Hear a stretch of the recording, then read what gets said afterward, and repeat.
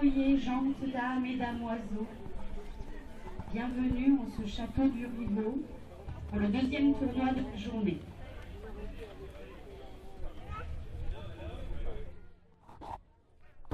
Nos chevaliers sont en train de se mettre à cheval, ils vont arriver sous peu.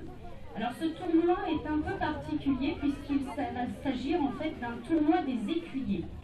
Je vous explique. Nous avons le comte de Brézé qui est venu avec son capitaine et 2 de leurs écuyers. Ils vont donc chacun se mettre d'un côté de la liste avec un écuyer chacun. Ces écuyers portent l'armure depuis peu, ils portent l'armure depuis le mois de mai. Ils vont donc effectuer les jeux d'entraînement, comme pour ceux qui étaient là tout à l'heure, comme les chevaliers l'ont fait, mais ne feront pas les joutes en face à face.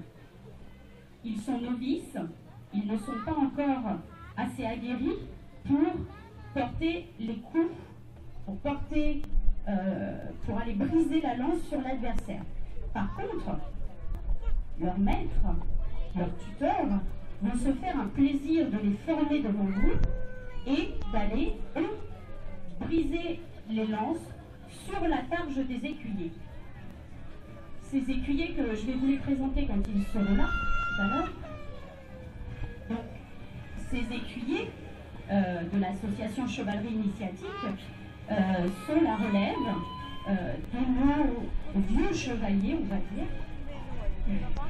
Ils vont être contents parce qu'ils vont entendre ça. Donc, ils sont jeunes en expérience, pas forcément en âge, puisque l'un d'entre eux a 25 ans, mais ne porte l'armure que depuis peu. Alors que vous avez un chevalier qui va être là, le capitaine de Brézé, qui lui n'a que 19 ans, mais est déjà chevalier, puisque c'est sa 2e année de tournoi. Donc ils arrivent et je vais vous les présenter un par un.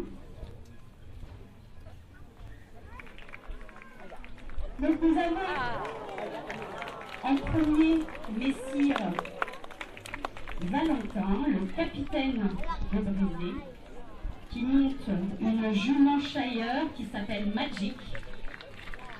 Derrière lui, l'écuyer Benjamin, qui monte lui aussi une jument Shire qui s'appelle Charlotte. Toutes les deux viennent d'Angleterre.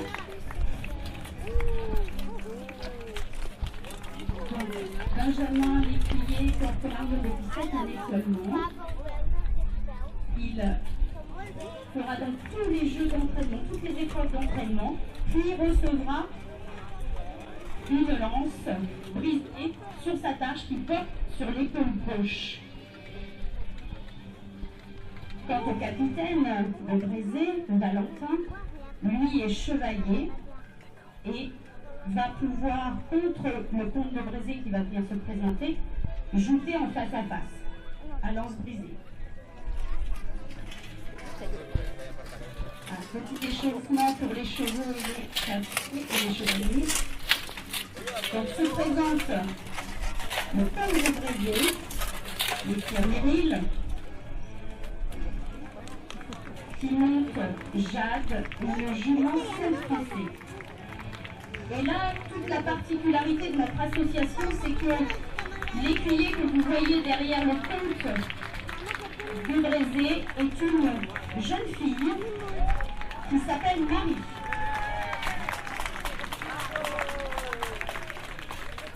Il faut savoir que le château de Rivaux a toujours mis à l'honneur les femmes et que c'est donc pour ça que nous sommes autorisés à vous présenter Marie en tant qu'écuyère, apprenti chevalier, derrière son tuteur, le comte de Brézé.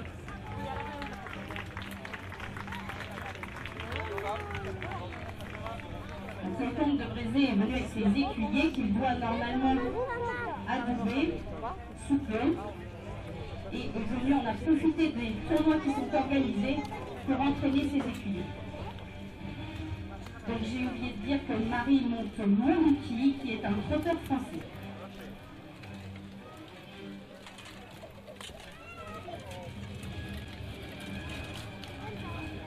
Alors en quoi consiste cet entraînement? En fait, les deux seigneurs vont porter la lance sur leurs écuyers afin de préparer les écuyers à ce qu'ils n'appréhendent plus le choc, qu'ils aient confiance en la protection de leurs armures et que donc il n'y ait pas de mouvement d'évitement.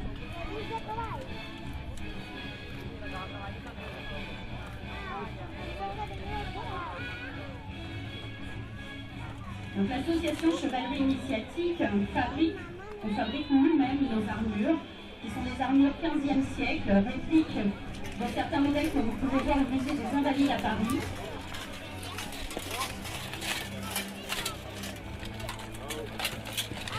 Ces armures pèsent entre 25 et 30 kg chacune.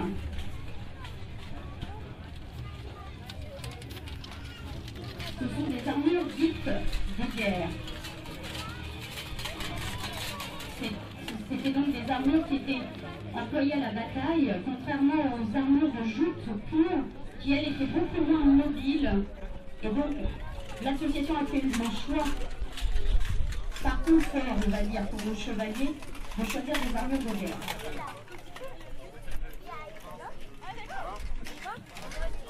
On retrouve ici, sous vos yeux, deux types de chevaux, puisqu'on a deux chevaux lourds, les deux chailleurs, les deux juments chailleurs, qui sont des destriers, les montures qu'employaient nos seigneurs au XVe siècle, enfin surtout au XIIIe siècle d'ailleurs, pour les batailles, et des montures plus légères, dites palefroid, qui elles servaient à la parade, et on a des jongleurs sur le terrain, à la parade et à la joute. Monture plus légère et plus maniable, donc pour les jeux elles étaient plus pratiques à monter.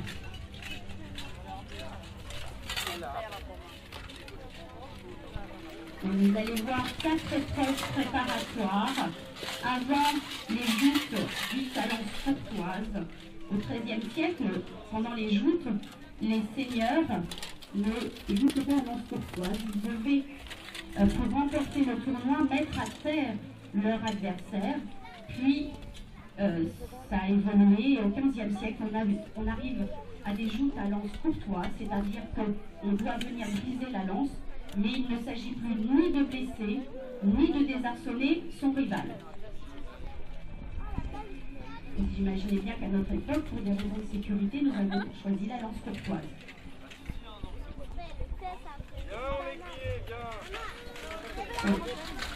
Petit dernier échauffement pour Charlotte.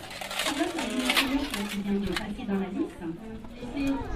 C'est pas le gagner, c'est l'ensemble de Brésil un individuel qui gagne, et c'est son équipe aussi qui gagne. Donc c'est Marie Lécuyer et le coach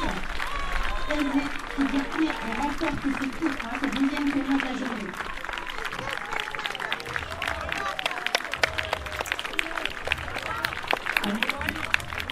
Alors, on va venir faire un petit tour. Et nos écuyers vont ensuite, une fois que les chevaux auront quitté le terrain, venir donner aux enfants un morceau de balsa.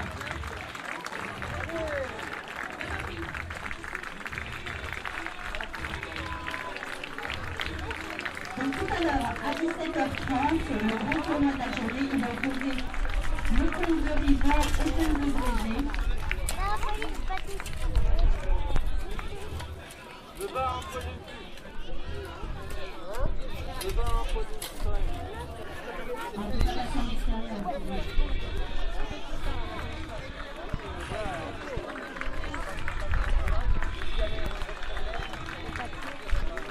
Vous avez vu la joie qui se lit sur le visage du comte de Brégé, il est content d'avoir gagné.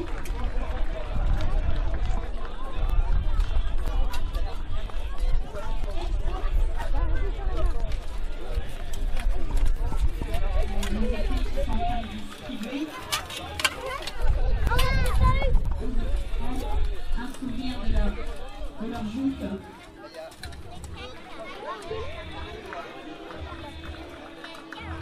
Merci à vous d'avoir assisté au tournoi des écuyers. N'hésitez pas à aller faire un tour dans le verger puisqu'on a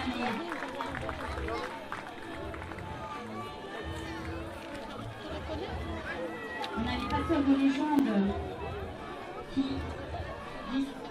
d'ici